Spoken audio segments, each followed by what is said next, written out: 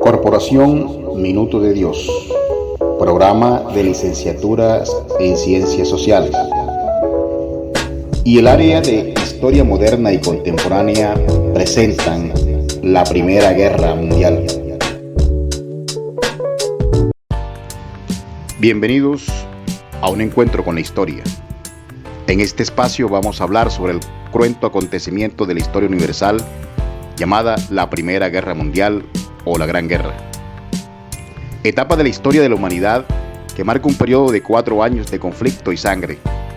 Un error del pasado que nos debe llevar a la reflexión sobre la lucha armada y nos debe poner en contexto sobre la necesidad de salidas negociadas del conflicto a través de la escucha y del diálogo, donde imperen la verdad, la justicia, el perdón, la reconciliación, reparación y el compromiso de no repetición como mecanismo para la construcción de una paz estable y duradera.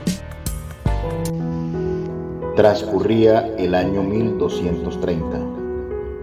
Berlín era una pequeña colonia de cazadores y pescadores cuya población se mantuvo independiente durante los siglos XIII y XIV. La familia Hohenzollern, quienes gobernaban Brandenburgo, estado del Sacro Imperio Romano Germánico, llegan a Berlín en 1415 y al final del siglo XV, Berlín es declarada capital de Brandenburgo. En el siglo XVI, Berlín fue testigo de las luchas generadas por la Reforma. Para los años comprendidos entre 1516 y 1517, las tesis luteranas hicieron ecos en algunos alemanes, por lo que se entró en un periodo de inestabilidad entre los partidarios y los opositores al Papa. Estas guerras indujeron a Alemania a una crisis económica que duraría 150 años. Durante el siglo XVI, la economía acompañó la suerte de los burgueses debido a la subida de precios y por consiguiente trajo pobreza a los pequeños nobles. Berlín fue casi que destruida entre los años 1618 y 1648 en la llamada Guerra de los 30 años. Su recuperación fue lenta. Se inició finalizando el siglo XVII y continuó en el siglo XVIII, convirtiéndose en una de las capitales más hermosas de Europa. Berlín, con la ocupación de Alemania por las tropas de Napoleón Bonaparte, se convierte en sede del movimiento nacionalista alemán. Con la derrota de los franceses a manos de los prusianos en 1871, el estado de Brandenburgo pasa a ser parte de Prusia, para de esta manera Berlín ser la capital del Imperio Prusiano. De esta manera, Berlín experimentó un crecimiento pasando de 825.000 habitantes en 1871 a 2 millones aproximadamente en 1900. Y 5 años más tarde pasaría a tener 4 millones de habitantes. Además del crecimiento demográfico, la ciudad se convierte en un referente en cultura, arquitectura, en un referente financiero a nivel mundial. Al comenzar el siglo XX, el mundo ya estaba repartido. Mientras que la actividad industrial en las grandes potencias crecía con celeridad, algunos de estos países buscaban afanosamente nuevos mercados para sus mercancías y capitales. Pero como los países atrasados tenían dueños, la única manera de hacerse a ellos era la guerra. Por ejemplo, Inglaterra y Francia tenían predominio sobre las materias primas situadas en países tropicales. En cambio, Alemania no había podido apoderarse de colonias extensas y ricas, así que su poderoso comercio y sus posibilidades de expansión económica chocaban con el de las potencias coloniales ya establecidas. La Primera Guerra Mundial estalló en 1914 y terminó en 1918. El poder destructivo de las armas desarrolladas hasta ese momento se mostró en toda su expresión. La ciencia, la investigación se pusieron en función del desarrollo de armas más destructivas. La economía de las naciones beligerantes se volcó hacia la consecución del triunfo rápido en la guerra. Las industrias militares fueron las más favorecidas. Para muchos europeos fue una auténtica carnicería humana que dejó en ruinas gran parte del continente europeo. Con el inicio de esta guerra, se inició una barbarie que duraría 4 años. La Gran Guerra, como se denominó, por su poderío bélico, por ser un conflicto armado de escala mundial, por el tiempo que duró y porque además involucró varias potencias, aunque se haya desarrollado en territorio europeo. Este conflicto, que dejó un saldo de más de 15 millones de personas, aproximadamente de los cuales 9 millones de víctimas fueron militares y más de 6 millones fueron civiles, y un gran sinnúmero de desaparecidos. Esta batalla se dio por tierra, aire y mar, por lo que se considera el conflicto más sangriento y letal en la historia de la humanidad. Dentro de los países europeos, España no tomó partido por su condición social y política, por lo que el rey Alfonso XIII optó por quedarse fuera de la guerra, es decir, no entró en las alianzas ni en los bloques que desencadenaron la guerra. Pero ¿cómo se desarrolló esta guerra? Esta guerra se da por movimientos. La Guerra de Movimientos de 1914. En las operaciones que tuvieron lugar en 1914, los alemanes emplearon una estrategia basada en rápidos movimientos con el objetivo de sorprender a sus adversarios. Esta se conoció como la Guerra de Movimientos, la cual se desarrolló en 2 frentes. El frente occidental. Quizás fue uno de los principales escenarios bélicos de la Primera Guerra Mundial, tras el estallido del conflicto el 28 de julio de 1914. El ejército alemán decidió abrir frente tras invadir Luxemburgo y Bélgica y conseguir el control militar de las regiones industriales más importantes de Francia.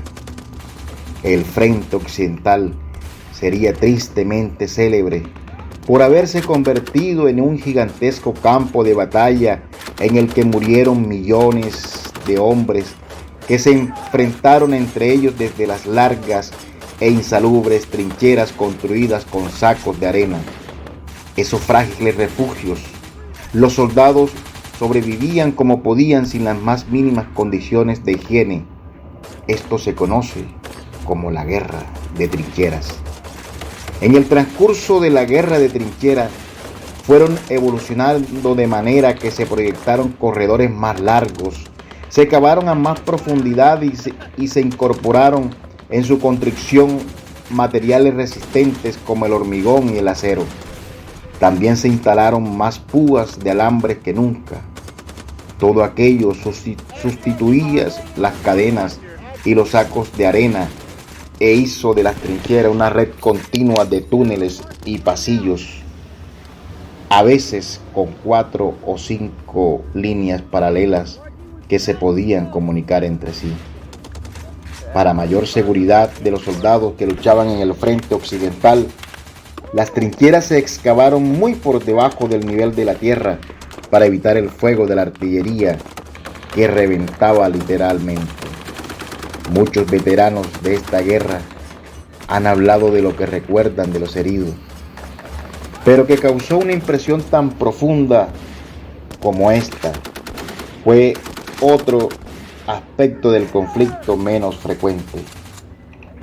A continuación, un testimonio de un veterano de guerra. La presencia constante de los muertos. En otras guerras anteriores, el conflicto había demorado unos pocos días como máximo. Había tenido un comienzo y un fin tras el cual se habían enterrado los cadáveres de ambos bandos. Pero esta guerra era diferente. Los combates duraban meses. El fuego de la artillería descuartizaba a los hombres en un instante y la línea del frente apenas se movía. Por tanto, en la línea de trincheras que se extendía desde Suiza hasta el Canal de la Mancha, estaban esparcidos los restos de tal vez 1 millón de hombres. Los soldados comían junto a ellos, bromeaban a su costa y le despojaban de todo lo que tenían.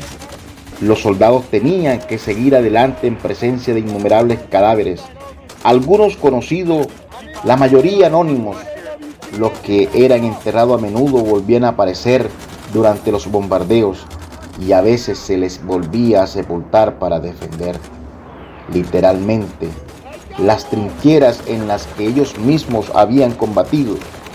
Muchos recuerdan el hedor de la descomposición y las moscas volando sobre los cadáveres en grandes cantidades, sobre todo en los meses de verano.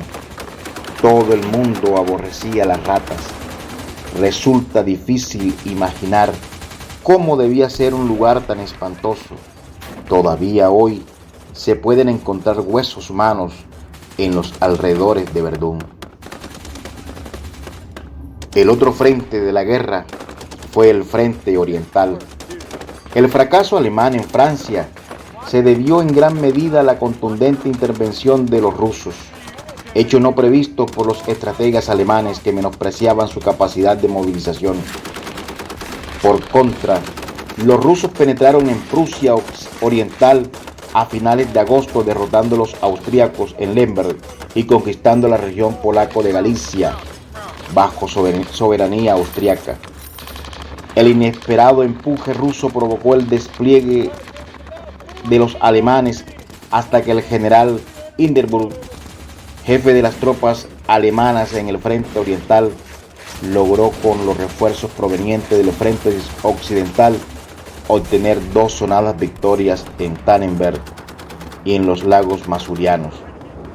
A pesar de esos reveses, los rusos lograron apoderarse de Galicia austriaca y de Serbia, que previamente habían sido derrotados por Austria. El fracaso de la guerra relámpago, planeada por Schlieffen, condujo a una estabilización de los frentes, abriendo paso a una nueva fase conocida como Guerra de Posiciones. En 1918 da inicio a una fase de movimiento a la que se le denominó Segunda Guerra de Movimientos. Para esta fecha, Alemania concentró sus ejércitos en el frente occidental, lanzándose contra Francia, ofensiva que fue detenida por los aliados en la Segunda Batalla de Marne. Esto posibilitó la contraofensiva aliada, obligando a un conjunto alemán replegado, Bulgaria, Turquía y Austria-Hungría, los aliados de Alemania, deponían las armas. En estas circunstancias se produjo el motín de marineros de Kiel en noviembre de 1918 y se proclamó la República. El Kaiser Guillermo II huyó hacia Holanda tras abdicar. Los aliados impusieron un armisticio que obligaba a Alemania a entregar gran parte del armamento y flota de guerra y evacuar a todos los territorios en la orilla izquierda del río Rin. Tras la ofensiva alemana a principios de 1918, a lo largo de todo el frente occidental, los aliados hicieron retroceder a los alemanes en una serie de exitosas ofensivas.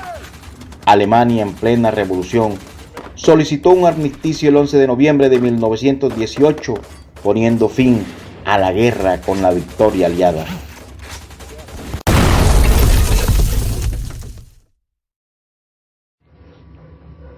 Finaliza la Primera Guerra Mundial, dejando consecuencias que moldean el curso de la historia del siglo XX, tales como el Tratado de Versalles, que sentó las bases para el surgimiento del nazismo y la Segunda Guerra Mundial, la desaparición de imperios, la sociedad de naciones, cambio en el equilibrio de poder, crisis económica y social, y el cambio en las fronteras y nuevas naciones.